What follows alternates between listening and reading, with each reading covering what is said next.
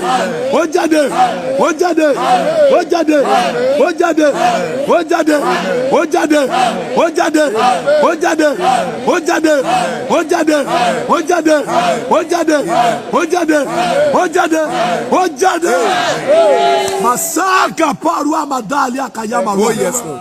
Eneke yeme sedali akava. Eda yamaru keda. Ege yaru amasali kava. Adada geru egege ya.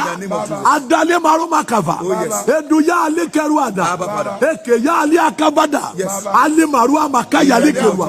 Eda ya masali akava. Eke ya adali maru. Egege dede ya. Ali maru akada.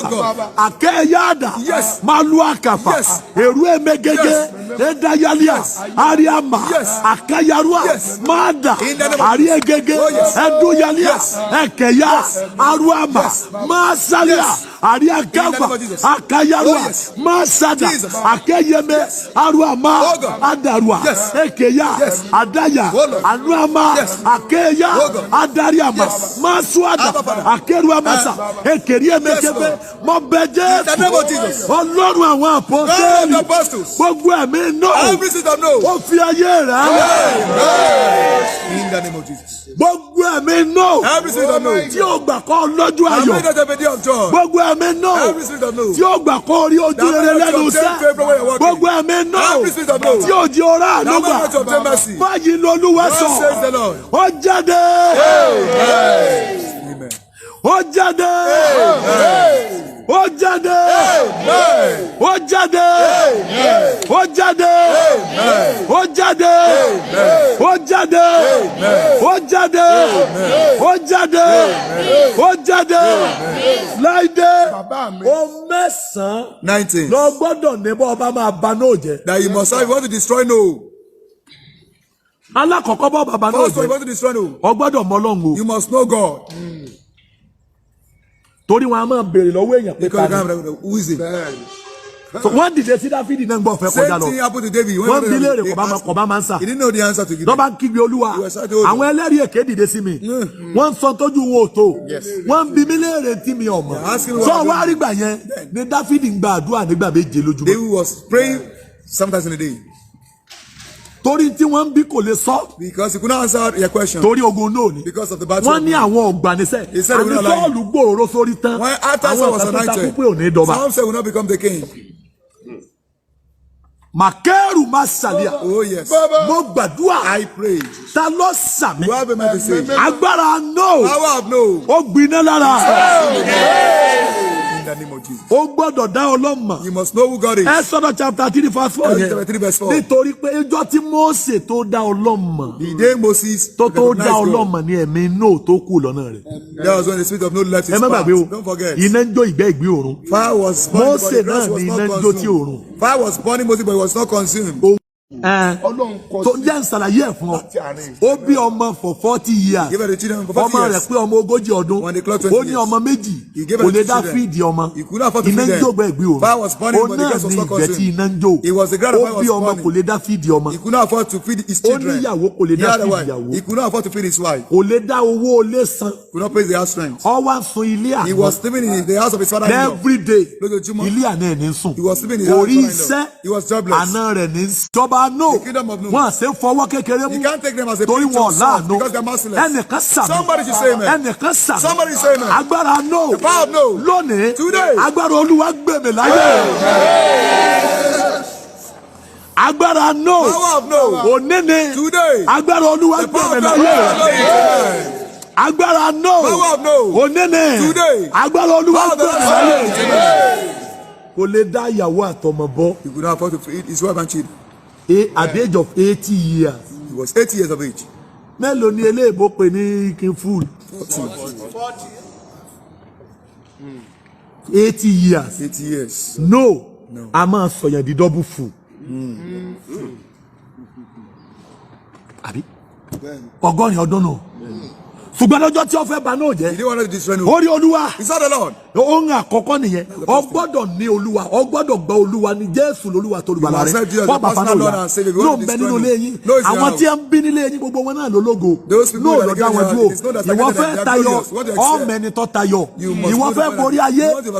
Wò mí sà. Kò tí ì sẹ́nìkan tó bá ayé jà tó borí ayé rí. Àfi Jésù nìkan ṣoṣo. So ayé ni gbogbo ènìyàn wà. Ẹnikẹ́ni tí ó bá wá borí ayé yóò tẹ̀lé ẹni tó borí ayé. Ẹni tó mọ ọ̀nà là á tẹ̀lé rìnrìn àjò. Bá a bá tẹ̀lé ẹni tí ọmọ náà á ṣìnà. Bá a bá tẹ̀lé ẹni tí ọmọ náà yóò mú awọgbó lọ.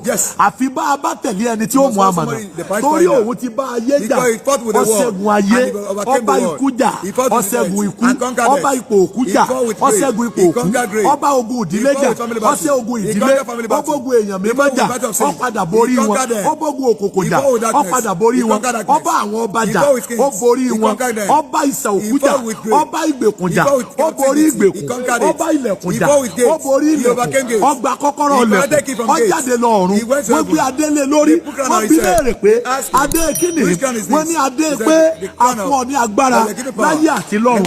Wọ́n wá béèrè pé bó o ní. Ó ní gbogbo agbára láyé àti lọ́run láti fi fún mi. Wọ́n wá bí léèrè ta ni ọ náà? Ó ní èmi lọ́nà. Wọ́n lọ́nà bo èmi ní òtítọ́, èmi ní ìyè. Kò sẹ́nikẹ́ni tó lè wá sọ́dọ̀ bàbá bí ò ṣe nípasẹ̀ mi. Nígbà òde ibì kan, àwọn èèyàn sunkún, wọ́n ń làágùn, ó sì wọn lọ́wọ́ ṣẹ́. Ẹ wá sọ́dọ̀ mi o, torí ayé ní fi yín ṣiṣẹ́ yìí. Ẹ̀yin tẹ́ ń ṣiṣẹ́, tẹ́ ẹ dẹrù wíwọlé lórí. Ẹ kú òun bí ẹ ti dẹrù yẹn lórí. Àjàgà tèmi rọrùn, ẹrù mi sì fúyẹ́. Wọ́n wá ní bọ́ọ̀lù àjàgà rẹ ṣe rọrùn. Ó ní mo ní àmì òróró lórí. Wọ́n ní kí ni sí òróró rẹ. Ó ní nípa ìfàmì òróró yẹn kí gbogbo àjàgà ọmọ ọjà wọ́n ní sọ̀rọ̀ yìí nìkan ni. Ó ní mo ní orúkọ. Wọ́n ní kí lórúkọ rẹ. Ó ní agbéga gidigidi. Ó fún lórúkọ kan. Ó borí gbogbo orúkọ. Wọ́n ní kí ni sẹ́tíǹsì. Ó ní lórúkọ Jésù kí gbogbo eruku ó wólẹ̀ kí gbogbo àwọn jẹ́wọ́ pé Jésù lolúwa. Torí gbogbo agbára láyé àtọ̀run àti fífún Jésù. Wọ́n wá béèrè pé ṣé méjì péré lọ fẹ́ lò. Ebi mẹ́ta ní ń bẹ lọ́run. Ebi bàbá àtọmọ ni. Ó ní ẹlẹ́ẹ̀kẹta rẹ o. Ó ní má gbàgbé. Mo ti fi ẹ̀jẹ̀ mi bá ẹ̀jẹ̀ òkùnkùn rẹ̀. Ó wá ní bọ́ọ̀ ló ṣe lu ẹ̀jẹ̀ rẹ̀. Ó ní ẹ lọ Revelation. Ó dà kọ́ pé ogun ń bẹ lọ́run o. Wọ́n ń jà o. Èṣù náà fẹ́ gbà. Torí èṣù ti kó 70% nínú àwọn ogun ọ̀run. 30% ló kù. Wọ́n fèsì èṣù. Kò sí rọrùn láti parí. Ó ní ká ẹ̀wọ̀n tó fi borí o. Aṣẹ́gun dragoni nípa ẹ̀jẹ̀ ọ̀dún àgùntàn àti ọ̀rọ̀ ẹ̀rí ẹnu wa. Bọ́ọ̀ bá borí wọn. Ó gbọ́dọ̀ ní Jésù. Ọ̀gá gbogbo ìdè náà ó borí rẹ̀ láàárọ̀.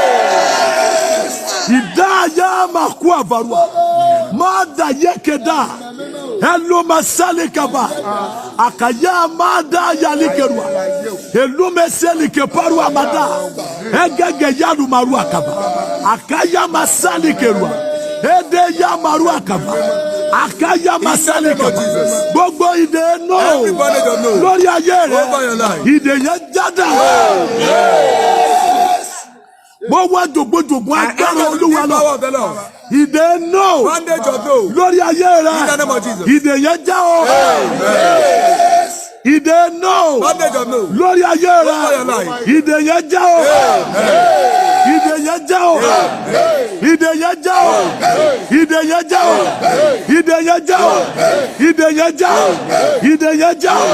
Ìdè yẹn já o. Ìdè yẹn já o. Ìdè yẹn já o. Ìdè yẹn já o.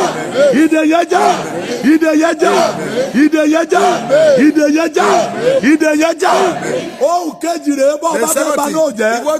O gbọ́dọ̀ jẹ́ alágbára. You must be powerful nínú Olúwa. in the Lord. Ogun ògo kì í ṣe ogun jẹ́ ìyọ̀ ẹ̀sẹ̀. The battle of glory is not Lákòótá about ara mi you. ẹja lágbára nínú Olúwa àti gbogbo agbára ipá rẹ̀. Yes, sir. Ẹ gbé gbogbo ìhámọ́ra Ọlọ́run wọ̀. Kì í ṣe ẹran ara tàbí ẹ̀jẹ̀ là ń bá jìjà kadì. Àwọn ọlọ́lá, àwọn ìjòyè, àwọn aláṣẹ bí òkùnkùn ayé àti àwọn ẹ̀mí búburú ojú ọ̀run. Àwọn tá à ń dí pẹ̀lú nìyẹn. Àwọn márùn-ún tá a gbọ́dọ̀ má bàjá kàtó That we ìdìbò must náà jẹ. fight before you can destroy no. Márùn-ún ni wọ́n. There are 5 in number. Tòótọ́ kìí ṣe àgbọ̀dọ̀ mọ́ àwọn ọlọ́lá àwọn ìjòyè yẹn. Bóyá ọ̀sẹ̀ tá a fẹ́ mu ni màmá fún wọn. Màá tún tinú omi. máa tún torí ilẹ̀, máa tún tòfurufú, máa tún ti agbègbè, máa tún àwọn ètò lè dàbí èèyàn tó lè bá rìn. tó márùn ni wọn àwọn tó gbọ́dọ̀ borí nìyẹn láti lè mọ ọ̀fà náà yá ọ wà di alágbára ní Olúwa wo mẹ́sà láìdé ẹ wo ọkùnrin yìí o Isaac wọ́n fẹ́ bà náà jẹ́ wọ́n ní kíni náà ti mẹ́lẹ̀ wọn ọjọ́ tí Abraham fẹ́ máa tọ́jú Tẹ́rà bàbá rẹ̀ ọjọ́ ni Tẹ́rà bẹ̀rẹ̀ àìsàn Tẹ́rà dẹ̀ ṣàìsàn fún ọdún mẹ́tàlá tó àìsàn ni Tẹ́rà bàbá Abraham fi jẹ́ di ọmọ torí Abraham fẹ́ tọ́jú Tẹ́rà Abraham sì dilẹ̀ ẹ má gbàgbé o Tẹ́rà tó jẹ́ bàbá Abraham ó lówó tẹ́lẹ̀ ṣùgbọ́n nígbà tó dọjọ́ ogbó ó padà wálẹ̀ padà ó padà sórí Abraham náà gbìyànjú ó náà bí ọmọ gbogbo ìyá Abraham kò jẹ́ ọmọ Sarah ó náà jẹ́ ọmọ ẹrú Abraham ló gba ìṣe Abraham ṣe lọ́jọ́ wedding ọmọ Abraham ọjọ́ ẹ̀sà Abraham náà wá gbìyànjú kó jẹ́ ọmọ o torí kò wá agbára wọ́n gbàgbé pé ayé agbára la wà tó Isaac náà ń lògo ìgbà tí Abraham kú tán iṣẹ́ Isaac náà dìde.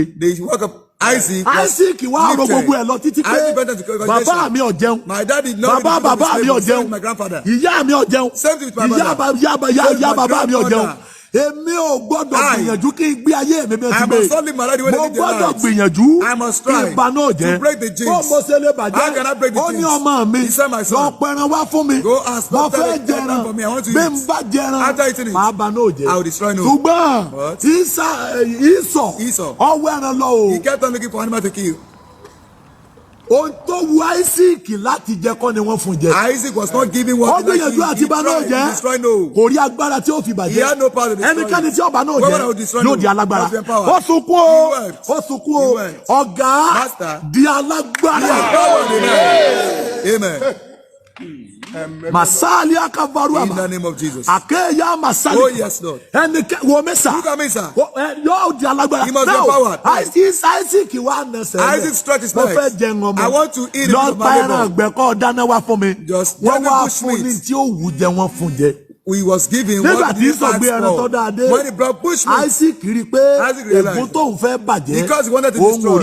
He was unable to destroy. He was unable to destroy. So Isaac ń sunkún. Isaac was crying. Ísọ̀ náà ń sunkún. Same thing with Esau. Kí ni pa Isaac lẹ́kún? Everyone Isaac was crying. Bí mo ṣe gbìyànjú tó lórí ègún yìí. Despite my effort, I mi ò stopped rí this cause. bàjẹ́. Isaac sọ̀rọ̀ pé ọ̀rọ̀ tí bàbá òun sọ lẹ́nu ni. Ìjìnlẹ̀ ń bẹ níbẹ̀. Kì í ṣe pé àdúrà lásán. Ó ní bàbá mi. Ṣé bọ́lọ̀ lẹ́ ń sọ?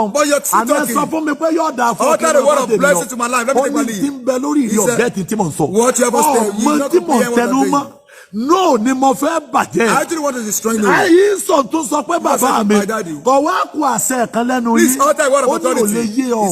Àṣẹ kẹ̀ kò tí àṣẹ. Ó ní sèrè kan ló ní. Ilé ilé kọ́ ló ṣe pàtàkì. Bí o ṣe pé mo fẹ́ kájàgà ọ̀tán lórí ìgbésẹ̀ ẹ̀ máa jagun àjẹmọ́ ma. For you not to fight the same battle. Of not able to of your labor of your children. Sali akapa yamakaba. Ọwọ́ àsokò títí. Bàbá mi súre. Bàbá rẹ̀ wá ní. Àbúrò rẹ̀ ti gbà lọ. Ṣùgbọ́n kankan rèé tó fi lè ba náà jẹ́. Bọ́ọ̀ bá di alágbára. Ó bọ̀ àjàgà. Ẹnìkan náwó rẹ̀. Somebody to raise his hands. Agbára yẹn ni ìsọ̀wá lọ. Esau kept on looking for power. Ìdí tí 400 men fi ń gáìdì ẹ̀. There was a 400 men were guiding him. Àṣẹjáde. Authority locate you. Look at me. Jacob gba ire lọ. Jacob received blessing. Ṣùgbọ́n torí ogun náà ṣẹ́ lára rẹ̀ lójú ọjọ́ jẹ́ ọmọ. He was able to live with his ìgbà tí ó wá jẹ́ ọmọ ti darúgbó. But he was old. Ìyà ti jẹ́ jù. He suffered a lot. Aláìgbàgbọ́ ń bí ẹni ká ṣèlérí fún láti inú oyún pé kí lọ́jọ́ orí ẹ̀ tó fi rí báyìí. How old are you and you like this? Kò sí Fáráò bí léèrè. That was the question Pharaoh asked. Torí náà ń bẹ nínú ìdílé kọ̀ọ̀kan. No is in each family. Jacob wá ṣàlàyé fún Jacob explained to Pharaoh. No lé wa ló fìyà jẹ It was the no of house that tormented me. Ọmọ àti ọdún ni mí. Àwọn bàbá wa máa dàgbà jù báyìí lọ. Ṣùgbọ́n nínú làálàá lèmi ti ṣàtìpó tèmi láyé. Fáráò sì wò títí ó sì súre fún. He blessed him. Ó lọ fẹ́ súre fún Fáráò. He wanted to bless Pharaoh. Fáráò ló súre. The spirit that blessed him. Ẹ gbé ọwọ́ yẹn sókè. Raise up your hands. Agbára tó tú àjàgà bọ́. God is sufficient to remove you. Ẹ̀wẹ̀ ni ó sàmì. Look at him and say it. Ó bọ́ọ̀lù ayé rẹ̀.